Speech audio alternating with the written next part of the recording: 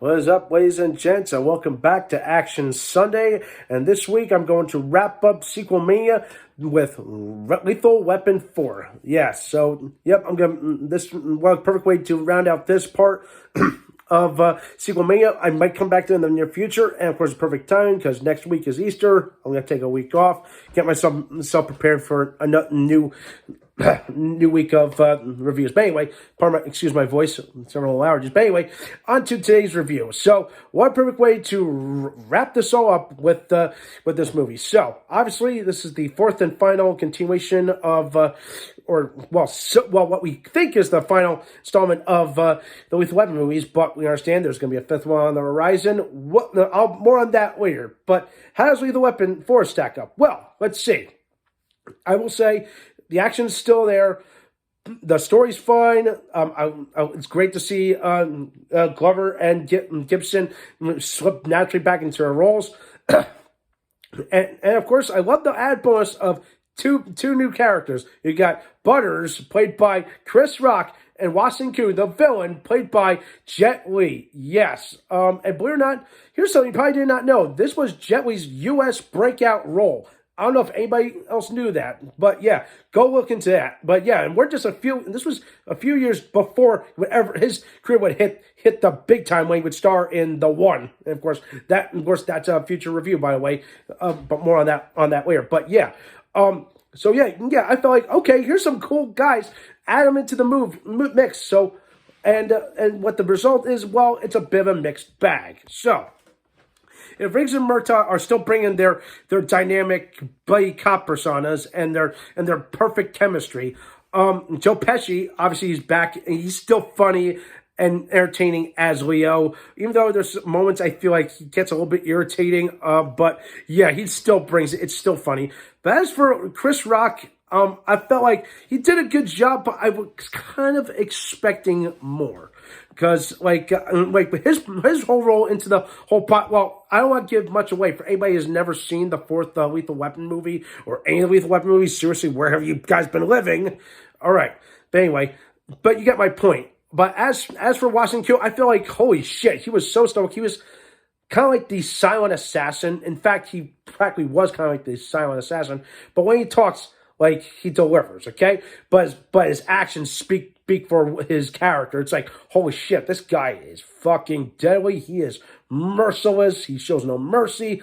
Oh my goodness, I really like this character. And you just wanted to root for him. But then again, I was kind of expecting more. I really wish they gave him more dialogue or maybe a bit more character depth. I don't know, but he was there. He was like essentially the muscle for this evil triad gang. Of course, that's as far as I'm going to go when it comes to the whole storyline. But here's the other thing that I feel like kind of hinders the whole overall story. So not only are they trying to take out this evil triad group, they're also trying to they also have a little bit of family drama. Remember Lorna from Lethal Weapon 3? Well, apparently Riggs got her knocked up, and it's a bit of a won't they get married? Will they tie the knot? Then you got all that. Then you got Murtaugh's daughter. She's pregnant. But here's the thing. He doesn't know who the father is, but we know who the father is. And, of course, I don't want to give much away. Again, I don't want to say who it is. But the payoff for this is just priceless. It's a little bit funny. It makes you laugh. But at the same time, you're like, oh, shit. Now, there you go. That's what I was waiting for. There's the hook, line, sinker, done. I really like that. Excuse me there.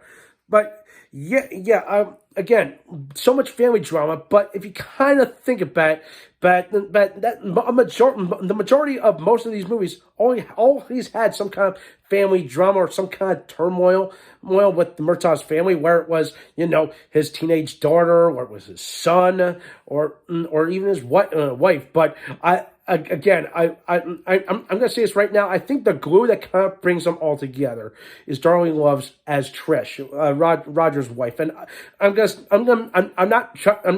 to be perfectly honest with you. I love Darling Love. I really think she did a fantastic job, and I love her music, by the way. So yeah, I really liked her character. She was definitely like the caring type that really was like okay, she's like the perfect filter to Roger, but at the same time, she also cares and looks out for Riggs as well. So you get it, and so she really is the glue, and I really like that.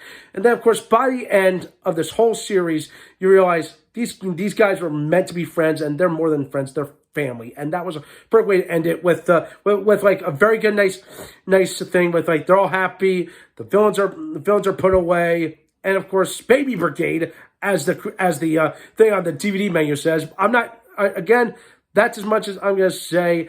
It, like I said, it's a fine. It kind of leaves. It doesn't technically leave the door open, but I would love to see what would happen now. Since now that the fourth movie's done, I didn't expect to be a fifth movie. Yes, we were all excited, but now where's it going to go? Because unfortunately, Richard Donner, rest in peace. He's no longer with us. Mel Gibson, he's been taking the reins. So we're all curious, like, what's going to be the plot? What's going to go wrong, or what's going to happen? Okay, are these guys coming out of retirement? Are all these kids grown up? Is Danny Glover now a great grandfather? Where the fuck? You know, you get my point. All right, and I'm just curious, like. Are we going to see the two team up? Are we going to see Joe Pesci return? There's a whole lot of questions I might have said in a previous review. So that the door is open there.